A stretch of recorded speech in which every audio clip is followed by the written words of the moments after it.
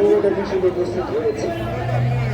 আমি বলতে চাই, আজকে বাংলাদেশে আপামর সাধারণ মানুষ প্রিয় নম্বর সেট করে বিকাশে সেন্ড মানি করুন ফ্রি।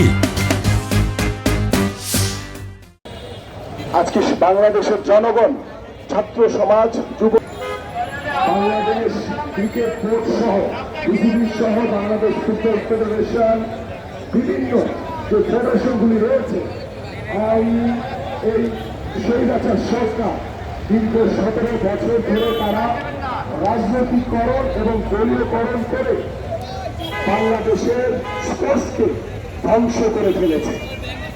আপনারা জানেন, আপনারা ক্রিকেট বোর্ডের সামনে দেখেন, ক্রিকেট বোর্ডে যারা রয়েছে তারা সকলে এই আওয়ামী স্বৈরাচার সরকারের প্রেতাত্মা বসে আছে।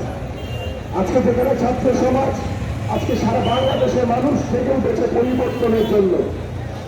আমরা সাধুবাদ জানাই অন্তর্বর্তীকালীন সরকারকে শপথ গ্রহণ করার পরে তাদের যে দায়িত্বভার গ্রহণ করেছে রাষ্ট্রীয় কাজে, তারা সব দিকে নজর রাখছেন।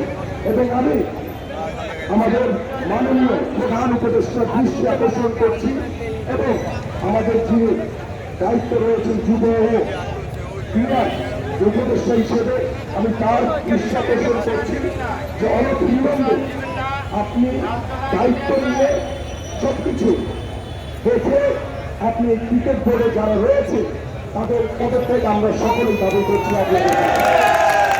আপনারা জানেন, এখানে প্রত্যেকের সম্পর্কে বাইরে এখানে আমাদের স্পোর্টসের সাংবাদিক বৃন্দরা রয়েছে, আপনারা সকলেই জানেন যে এরা কারা এবং এরা আওয়ামী সরকারের প্রতিনিধি হিসেবে এখনো ক্রিকেট বোর্ডে বসে আছে।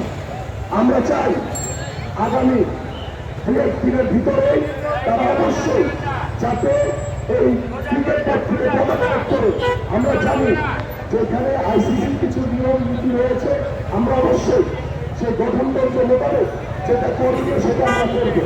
কিন্তু আমাদের দায়িত্ব হচ্ছে এখন সকলকে যে আমরা এই ক্রিকেট বোর্ডের অপসারণ চাই এবং নতুনভাবে ক্রিকেট বোর্ড সাজিয়ে বাংলাদেশের ক্রিকেটকে দুর্নীতি মুক্ত করতে হবে। কারণ আমরা দেখেছি, আমরা তথ্য উপাত্ত সংগ্রহ করছি যে প্রত্যেকটি ফেডারেশনের যে দুর্নীতি হয়েছে সেই দুর্নীতির সেটা তথ্য আমরা অতি শীঘ্রই আপনাদের সামনে উপস্থাপন করব।